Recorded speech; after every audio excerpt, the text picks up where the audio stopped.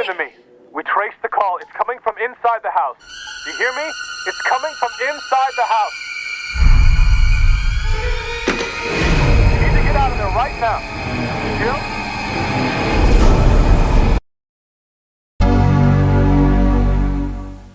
3, 2, 1. Hello! Welcome to Background Noise. Today we're talking about phrogging. What is phrogging? Phrogging is when someone secretly moves into another person's home, often because they have nowhere else to go. Phroggers hide in places like walls, attics, or crawl spaces, observing the homeowners and moving around late at night, typically while the residents are asleep. Some even eat the homeowner's food or move and take possessions, creating a sense of unease for those living there.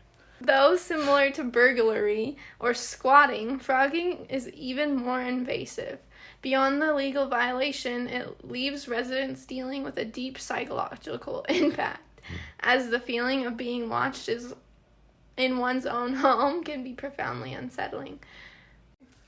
Okay, guys, just wanted to pop in before the episode starts and let you guys know that this episode is about true crime. So if you're not wanting to hear those details, it doesn't get super deep, but still, if you don't like that type of thing, like, this is probably the episode to skip. But it's not super dark, but it's not light either. Yeah. This first case is so terrifying, it feels like it's straight out of a horror movie. It's about this guy named Daniel LaPlante, who turned phrogging into a personal nightmare for an unsuspecting family in the 1980s. So let's go back to where it all started. LaPlante, or LaPlante, we don't know, was a teenager at the time, and he wasn't exactly the boy next door. He'd met one of the daughters in this family through mutual acquaintances, and they started talking. But things got strange fast. LaPlante's behavior made her uncomfortable, so she eventually cut off contact. Now, this is where it gets super creepy. Shortly after the girl cut ties, the family started noticing weird things around the house. At first, it was small, objects being moved around, strange sounds at night, but things escalated when they found eerie messages written on the walls. And it was like, okay, at this point, they thought their house was haunted. But haunting doesn't even begin to cover it. What they didn't know was that LaPlante was actually hiding inside the walls and crawl spaces, watching them as they went about their lives every single day. Finally, after weeks of this nightmare, the family discovered him. They saw movement behind a cupboard and called the police, who found LaPlante hiding in a crawl space. He had created a series of tunnels and passageways that allowed him to move through the house undetected. And that's where they caught him.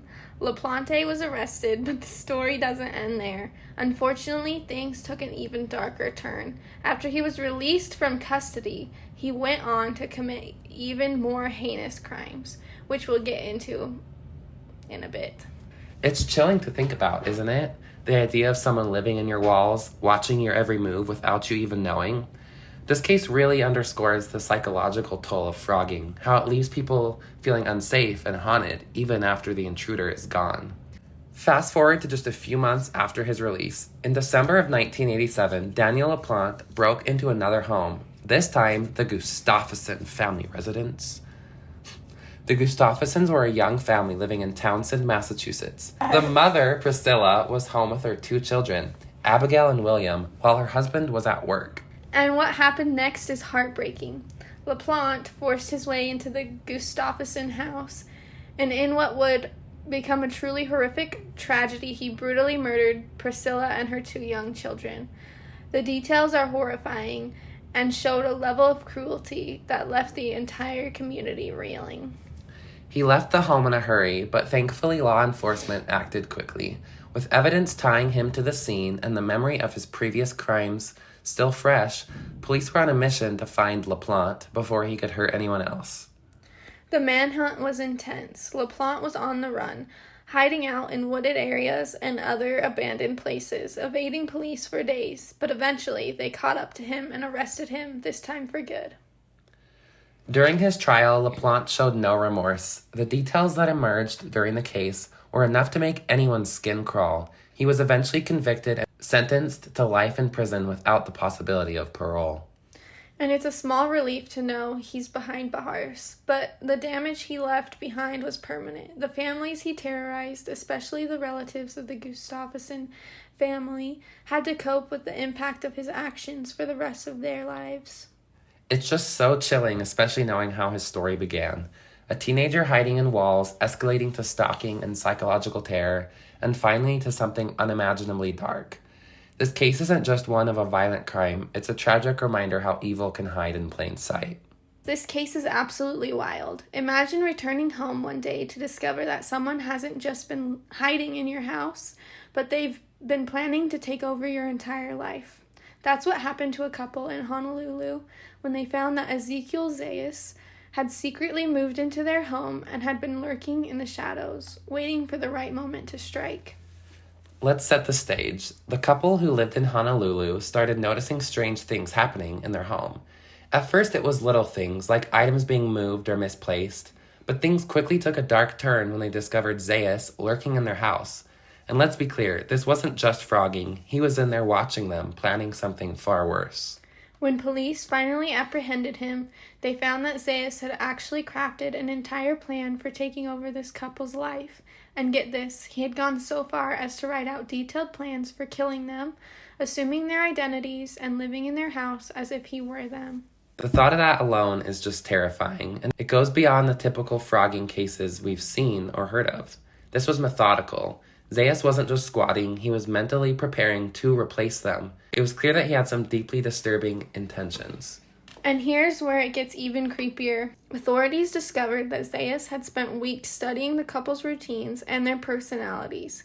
He was learning about their habits, their social circles, even their personal mannerisms. He was preparing to fully impersonate them, as though he could just slip into their lives without anyone noticing. Fortunately, the couple discovered him before he could act on any of these plans. But you can imagine the toll that this would take on them, knowing that someone had not only invaded their home, but had intended to replace them. It's the kind of experience that could make anyone feel unsafe in their own home for a long time. And to make matters worse, Zayas' behavior raised a lot of questions about his mental health and his motivations. It's believed he may have been struggling with mental health issues, but the sheer level of detail in his plans suggests a twisted, dangerous mindset. Since his arrest, Zayas has faced serious charges, and his case has become one of the most chilling examples of how phrogging can turn into something far darker and more dangerous. It's a terrifying reminder that home invasions aren't always about theft or burglary. Sometimes they're about control, about people trying to take over lives in ways we can hardly imagine. This case is just one of those stories that makes you think twice about who could be lurking around you. Alright, this is one I found on Twitter. When I turned 9, I realized I could sneak downstairs after everyone was asleep and eat anything I wanted in the fridge. No one ever noticed. I could make a peanut butter sandwich, a cheese whiz sandwich, a mayo sandwich, eat leftover pizza, scrape off icing from birthday cakes. As long as I was careful, I could do anything. Creeping down was the hardest part. I had to navigate the pitch dark house all the way downstairs in total darkness, like a tiny ninja. One night in May of '81, we ordered from the Fish and Shrimp House. I waited until everyone was asleep and crept downstairs to eat the leftover sweet and sour pork. It took forever. I finally stepped into the totally dark den and let down my guard. All of a sudden, I heard a fork click on the counter. I froze. The microwave clock light showed the outline of a man sitting at our kitchen counter. He couldn't see me, but I could see him. A skinny guy eating our leftovers and drinking our milk from the carton. Ew! I can't explain how terrifying it is for someone to be in your house. I slowly backed away, crept upstairs, and woke up my mom and dad. They made way too much noise and took way too long, and by the time they got downstairs, the kitchen was empty. Everyone said I read too many horror comics, so they blew off what I said, but no way was I pouring milk on my cereal. Okay, listen. Why does no one ever believe the kids? I don't know. We've had a story like this in a previous episode, where they're like, no, it's a ghost. No, it's not a ghost. They never believe the kids. I started tracking the position of everything in the kitchen. One day, the paper napkin holder was on the wrong side of the counter. Another day, a mug was in the sink that was not there the night before. My bedroom door didn't lock, so I kept a steak knife under my pillow. I must have stabbed myself in the hand 1,000 times, checking to make sure it was there. Then, in August, I was in my room reading when I looked up. Ew. I'm scared. It just gets worse. There's an AC vent over my bed. Behind the vent, a pair of eyes were watching me. I freaked and raised hell until my parents searched our attic and the crawl space under our house. Nothing. I wasn't very popular with them for a few weeks. Oh my gosh. The last week of August, our house... Can I say something? Of course. That's when you get your steak knife and go through the vent. Like, knife to the brain. The last week of August, our house started to smell. One night, rice fell out of the vent over my bed. Maggots. The AC people said something had probably crawled into our vents and died. Turns out what had crawled into our vents and died was the guy in our kitchen. We lived in an old house with lots of space between the walls and big ducts. He'd been living in them since May, at least. He'd put a foam pad beside my bedroom vent so he'd be comfortable while he watched me. The police said he'd made lots of drawings, but when I asked, they'd pretend they hadn't said anything.